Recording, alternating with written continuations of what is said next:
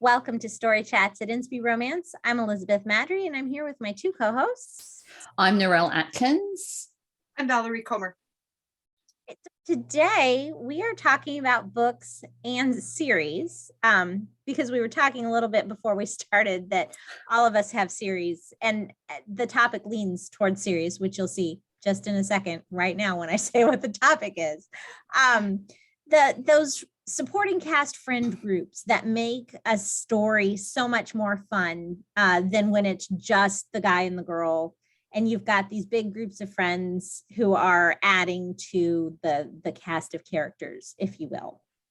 And just how much you would then end up sort of wanting to be part of the crew, right? And you're like, I want to go hang out for pizza with them or whatever. So do close-knit sibling groups count here? Or are we sticking purely to friends? Narelle, what do you think? Well, I think they count because many people are best friends with their siblings. So the sibling relationships can be very close or they can be very messy and complicated. So I think if you've got siblings that are close and are friends, then it definitely counts. Valerie? I disagree. I don't actually disagree like in real life. But for this topic, because there's so many possibilities, I chose to stick with actual friend groups. There might be some siblings mixed in, but it isn't like straight up sibling groups that I'm going to talk about today, because we could do a whole nother topic on siblings some point, the good, the bad, and the ugly. There's an idea for us because we never have enough ideas. Oh, I think we do. But yeah. But I wasn't thinking pure siblings. Like most people are not just friends with their siblings and nobody else. And I don't know if I can think, unless you're looking at an Alaska or a really remote ranch or somewhere that's very family centric, you're not going to just find that sort of family thing, if that makes sense. There's always going to be tag along people here, there, and everywhere. So, so I don't know. So I would think that siblings would be part of the friends group potentially, but it wouldn't siblings wouldn't be the only friends. Does that make sense? Yes, I will give you that. Okay. Whew. I know. Hard taskmaster over here. Excellent. Okay. I tend to fall right in between. I like your latest explanation. That's where I am. I feel like, reasonably speaking, if they're roughly close in age, there's probably going to be at least one sibling pair, possibly trio in the larger friend group. But it would be fun to do an episode on family sagas where it's, everybody is purely like, those 9,000 octuplets that were born. And so we've got a book for each one. But we do that as writers. It's like, I know, sextuplets. And it's like, you know how rare that is, but that's okay. But that's okay because Julie Arduini is doing a series like that on sextuplets. Yeah. And why not? I mean, I was kind of like bummed that I hadn't thought of it first. Excellent. All right. So basically we're saying as long as it's not pure family saga, anything goes. That's what we decided. Okay. Okay. But Valerie will look at us disapprovingly if there's too many siblings in there. Okay. That's okay. And Narelle will look at us disapprovingly if there aren't any siblings in there. So we got it covered. I'm happy. I'm happy with all friends. All friends is good, but I do think that that there can be some very special friendships between siblings, and I don't think that should be discounted. True. Very true. Okay. Nobody knows your buttons like a sibling. That is very true. Yes. We'll dive into books. Narelle, you want to go first? I will go first. So this is probably the only book I could think of and find that really is an ensemble cast. And so when I think of supporting characters, I'm thinking of like the TV show Friends, where you've got this group of tight-knit friends. And so the book I'm thinking of, which I've talked about a number of times, is The Last Summer by Brandy Bruce. and it's a love triangle, so it's not Beth's favorite trope to talk about, but it is a really fun story where the group of friends, if those friends didn't exist, the story wouldn't work, if that makes sense. We couldn't have just pulled these three people out of this friends group and isolated them. It just would not have been the same stories. And so that's where I sort of think the supporting cast of characters, to include it in this episode, they actually really do need to make a difference in the story and support the story. And it's really fun to hang out with these people, and they don't always get along all the time, and you've got personality clashes and different things. And the love triangle trope fitted very neatly into this particular friends group because the relationship dynamics affected every single friend. Okay. And so it kind of interplayed together. So that made it very fun.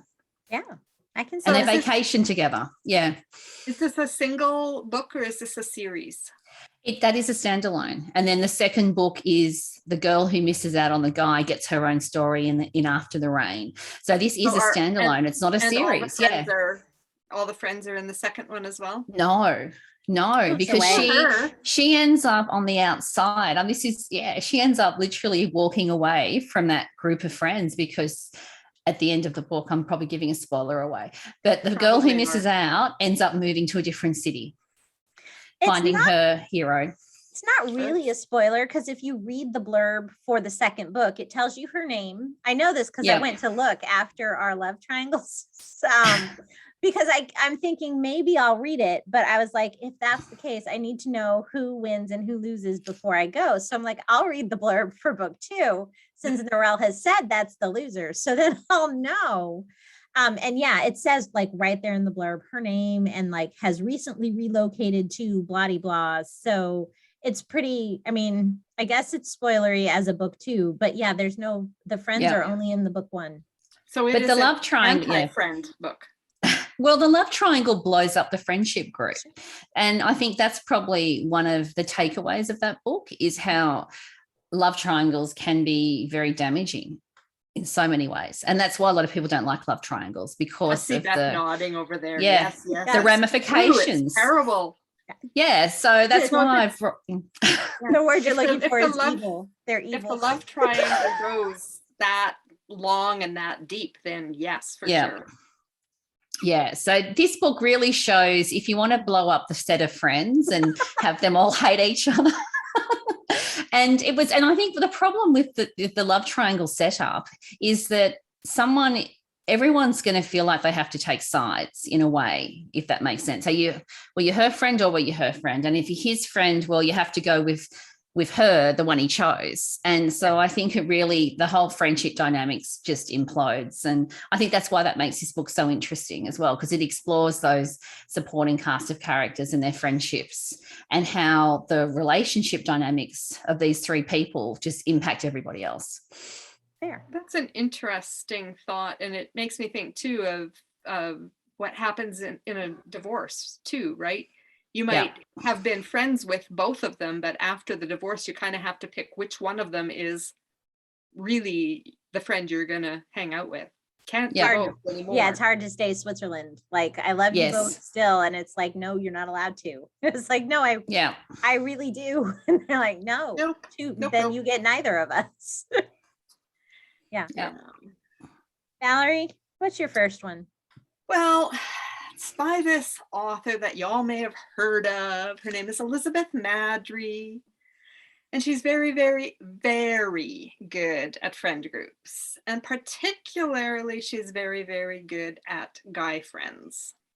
Yes. The first book of Beth's that I read would have been A Splash of Substance in the Taste of Romance series, which introduced me to Jackson, Ben, and Zach. And these guys lived together. They're roommates, and they just interact in such a guy way with lots of pizza and video games and insightful but very snarky dialogue. And they don't take any guff from each other, and they call each other out. And it was one of the first things that I noticed about Elizabeth's writing was how much I love her guys. That sounds terrible, but it's still true. And the same thing, because I'm just gonna give all the Elizabeth Maddrey at one time, is also like some of her series are more family oriented, as we were just talking about. So I'm gonna leave that. But the more recent So You Want to Be a Billionaire series is also these guys, several of them hang out together and are in a Bible study together. And one of them always is supposed to bring dinner, and they're very predictable about what they're going to bring. And just that whole back and forth vibe again, through the guy friendship. Her girls are good friends too. It's not that they're not, but it's the guys. Okay, I'm done. I like writing the guys better because, I mean, my whole life I spent generally in a group of guys with one or two girls, but mostly guys. And now I have 2 boys and a husband, so it works for me. I'm pretty happy. I don't know what I'd do if we'd had daughters. I'd have made it work, right? But I'm sure you would have. But I'm pretty happy with my boy family here. So my first, this is funny, is actually Raspberries and Vinegar, or the whole Farm Fresh romance series by Valerie Comer. Oh, we're just gonna have our That's little Rose's club here character today. on the back.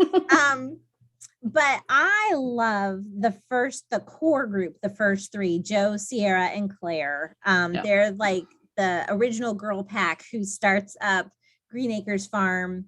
Yeah. And Joe is fantastic, and just ignore any reviews you read talking about Joe being snarky. She's fabulous. She's snarky. But that's why she's fabulous, because she's not this perfect little Christian cheerleader. She's like a real human being. So I love Joe in particular, but I love that friendship between the 3 girls, because they're not like little cookie cutter girls. They're very different, and yet they still get along. They argue some, but then they figure it out, and they each bring specific strengths, and they make up for each other's weaknesses. And so it's nice because it's like your real friendships would be. You're not only ever friends with people who are just like you, probably, hopefully. That would be scary. So I love them. And I go back and revisit Joe and Sierra and Claire quite a bit. They're fun. They're fun. And they do add to that group as the series went on, but they're my 3 favorites. I have been rereading them lately for a new adventure set nearby. And yeah, I enjoyed their friendship. Again. Narelle, you got another one? I do, but I must say I agree with everything you guys have just said. Okay. Although I would add, just as a side note, that one of the things I liked about the Hope Ranch series, and I know this is a siblings series, so it may not necessarily tick everyone else's boxes, is the ranch hand. So I think a lot of the relationships between the guys, in terms of the ones that are working there, aren't necessarily family. I think those dynamics are really interesting as well, and that counts as well. And definitely the Farm Fresh series. I love the 3 girls were fabulous. They're definitely favorites of mine as well. So the next one I'm going to talk about is Spring Splash. I'm not going to go into too much detail on this book because I will be talking more about the specifics of it in a later episode. But in this particular story, the hero is a coach of a special needs swim team, and his sister is on the autism spectrum and part of the team. And the heroine's a college student who is doing a research project where she's in sports management, and she's basically working with him as her supervisor with this swim team. And she's also a competitive swimmer herself. And what I loved about the supporting cast of characters in this book is it's the guys and the girls in the Special Olympics team, the special needs team, and they're beautiful friendships. And that's what I love. So it wasn't even necessarily they were friends with the hero and the heroine per se, although they were, but it was just that group of special needs people who just connected, and the bonding and the fun and the way they joked, and it was just beautiful. So that to me was just a very big highlight of that book, was those special relationships. You're right that the special friendship bond wouldn't have to be the hero and all his friends, or the heroine and all her friends. Yeah, so it's a good point to draw out a secondary group that's also very, very important.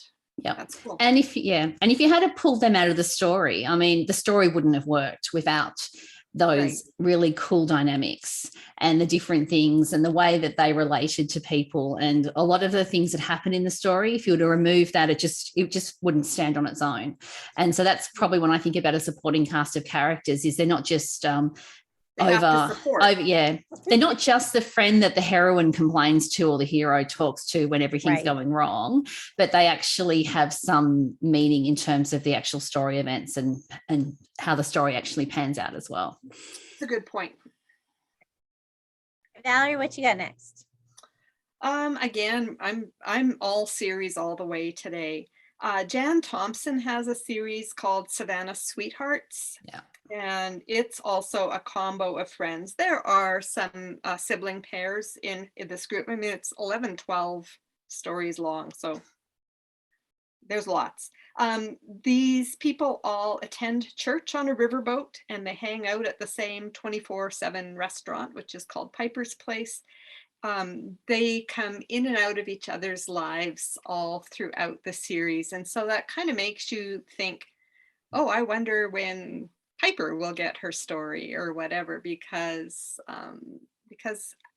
this group of city youth, young people, young adults, through into their 30s are they just hang out together a lot and they know each other. And so you just, it's not always the same people that are the supporting cast. I'm not saying this really well.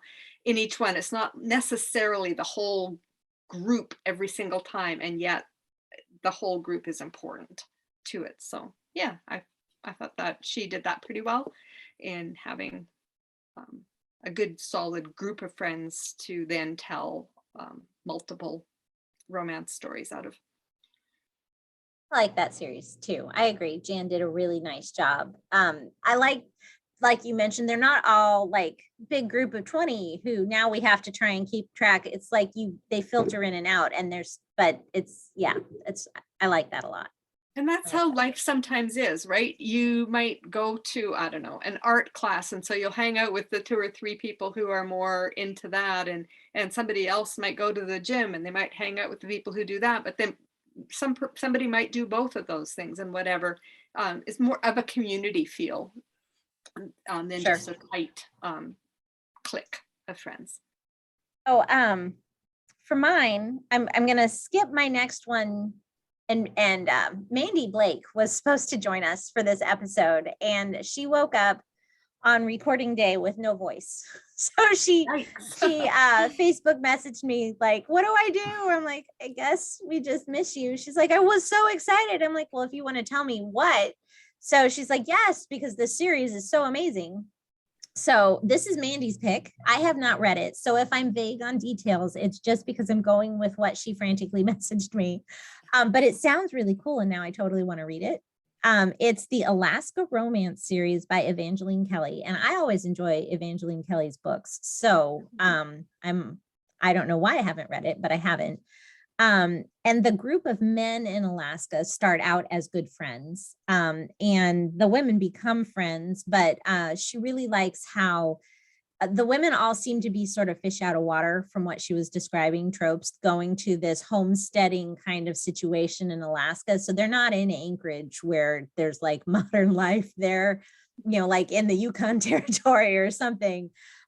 She told me this one in the first book, the woman, I guess they got married before she goes out there, but she's like having extreme second thoughts because she has to take bear spray with her to the outhouse to go to the bathroom because there's like not even indoor plumbing. It's like seriously roughing it.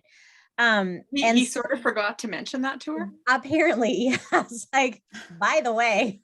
So like, bear spray is a real thing, is it? Yeah. Oh yeah. And what does it smell like? Like what exactly? What's in it? Pepper spray. It's really strong pepper spray. You got to get them in the eyes, or you just make them angry. So you got to be careful. That's probably illegal here. We're not allowed to have pepper spray in Australia, so we may not be allowed to have bear spray either. But we don't have bears. We have koala bears, and they don't cause us any grief if we want to go to the bathroom at night. Right. We have grizzlies. Oh, I'm petrified of the thought of bears. I read a story about a bear and I'm like freaking out. At the thought. I have to write yeah. a few more bears in. Yeah. Just to scare me. Yeah, just for you. Um, We can do a bear episode. that'd be fun. Really Me fun. and Evangeline Kelly. Yeah, Evangeline Kelly's Alaska Romance. The men are friends, and then the women, as they come into the circle, they become a couple friend group. It sounds super fun. It does sound fun. I've read quite a few Evangeline Kellys, but I have not read that series either. So apparently I am lacking, and I should learn more about how to write bears. Bear spray. Yeah, totally. Alaska makes sense, though. I think did I mention that earlier? Like, Alaska is one of the places I think that this would be the supporting cast, because it's small community, tight knit, and also being in that type of environment, you've got to be relying on other people to survive in many ways, because it's a harder place. Yeah. Survival aspect, Alaska or like the outback, right, would work too. Anything, any of those things where you can't just drive down to the grocery store. You have to rely on the people who are near you, whatever that definition of near happens to work out to be. Yeah. Cool. All right. Do you have a third one, Narelle?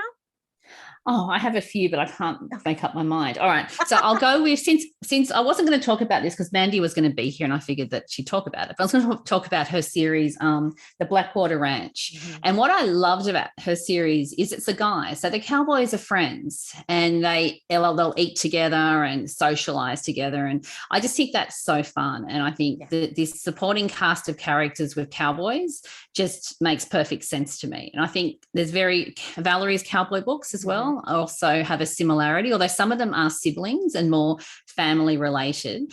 But if you've got a big ranch, you're going to have ranch hands, you're going to have people doing different jobs around the place, living in this small community. And so by definition, I think most cowboy books would probably tick the box for this episode. Yeah. I was just, as you were saying that, thinking I can't think of a cowboy situation that wouldn't fit this, because again, you go back to somewhat isolation, rural at least, and do for yourself, and you rely on the people who are right there. Yeah. So you have to, and then if somebody is not able to integrate into that friend group, you've got some really great conflict built in. Yes. Automatic. Yes. Yes. No, it's true. For sure. Yeah, more? Valerie? Me? You? Oh, always more. Always more. almost always more. Emma St. Clair wrote a series called the Sandover Beach series. And some of her newer stuff is more clean and wholesome. But this series is it definitely is CCR. It's a group of guys who do a Bible study together and hang out. There's a store manager, a fireman, a police officer, etc. So there's plenty of scenes where the guys are interacting with each other, often as a group because they do Bible studies together, but also, as different guys hang out for different purposes. So I found, that she's got a good group there. Oh, for me, my next one doesn't meet Valerie's requirements because it is siblings, but there are also members of the group who are not necessarily related. So I'm going to call it, but it's primarily siblings. It's Tara Grace Erickson's Bloom sisters. And I just think it's fun. They have a farm. So there are some of the farm hands and then the people who help with the wedding venue. They have a fairly large operation.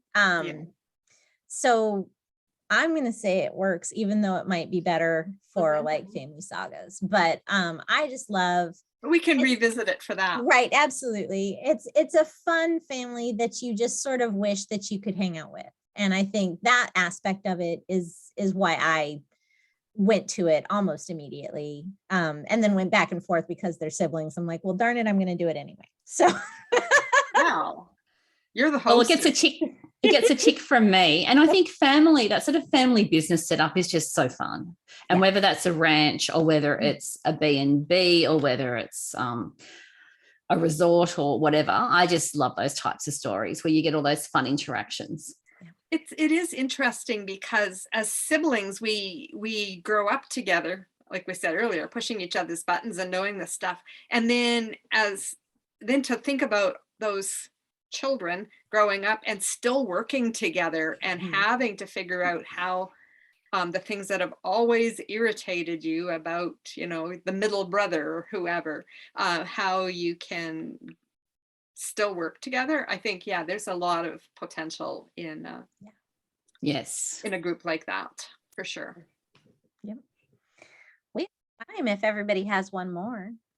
I'll be very fast. Yeah, So, and I'll be quick. So another one that came to mind was Terry Farris's Restoring Heritage series. And we've talked a lot about guy friends in this episode, but this is a really good one, I think, for female friendships as well. So and the other thing that probably makes it easier in her books to have the supporting cast is that she has the romance subplot as well as the main romance. So we have 4 people involved in romances in the book who then all have friends who live in a small town in Michigan, who and they're related to some people, but not other people, but they mostly went to high school together, but not always. And I just love the supporting cast aspect of that series. And I would keep pushing myself. Keep reading through the series because I want to read this person's story, if that makes sense. Oh, totally. So I think that's another thing that can be really fun about the supporting cast of characters is that you're introducing your future heroes and heroines to the readers who are then like, I really like her, or I really like him. I can't wait to get to his story or her story and read it as well. So it's great for read through, I think, from a reader's perspective. Yeah.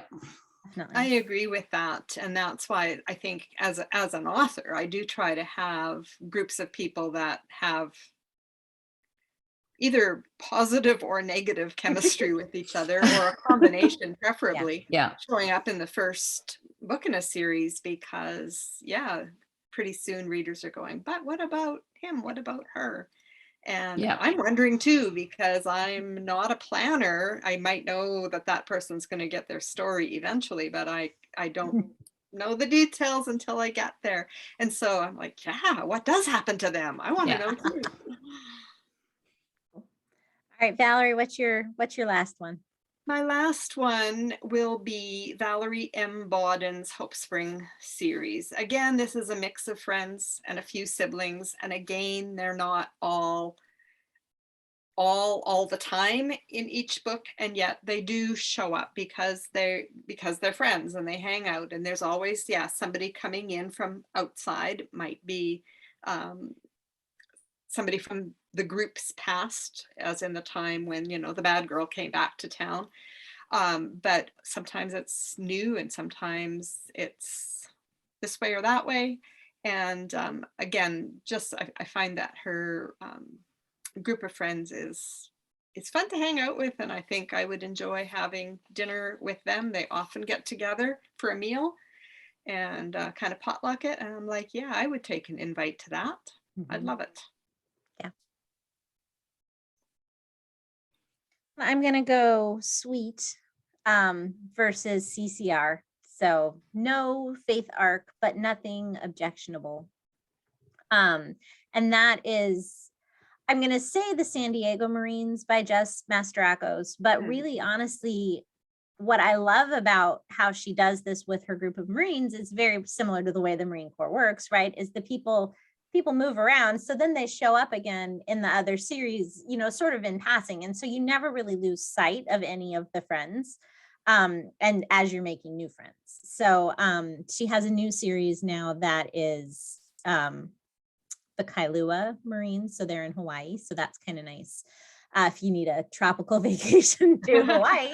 But I feel like because the Marine Corps, or any, like you would see it with police officers or firefighters, often their profession creates sort of a band of brothers, if you will, to use a truly military phrase there in that one. But, and so you have that built in almost family, but they're not they're not blood family, but they're almost family because they have to rely on each other in those situations. And they have so so many shared experiences. right. So it makes for a great friendship group.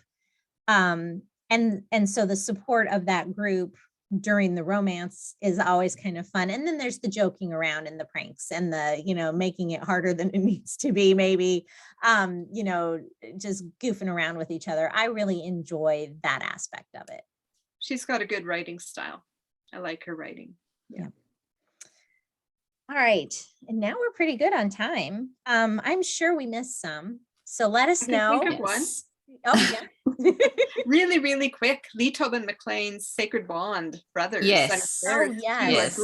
A group of guys who were in foster care or from rough backgrounds banded together under one leader who really went to bat for these guys. So there's a lot of, the title of the series, Sacred Bond, kind of tells you. So I'm done. Yep. Okay. That was one on my list as well. But I didn't know if we were going into sort of the more military side. And then I think of like Dee Henderson's. I know it's romantic suspense with the Danger in the Shadows was more romance. But again, those connections are very strong. I just think readers just love this type of story. And that's why we just can't. As a reader, I do. Yeah.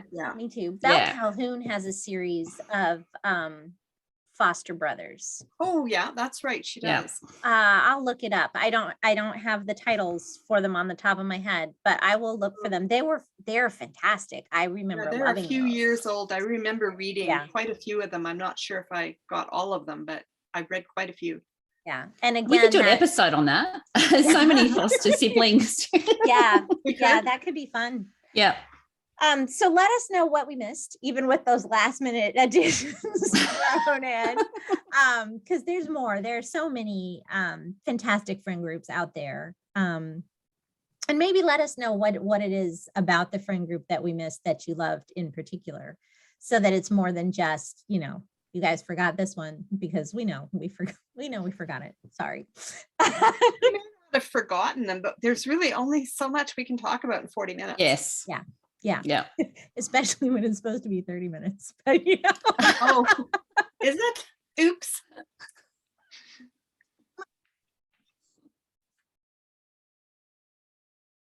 Guys, thank you.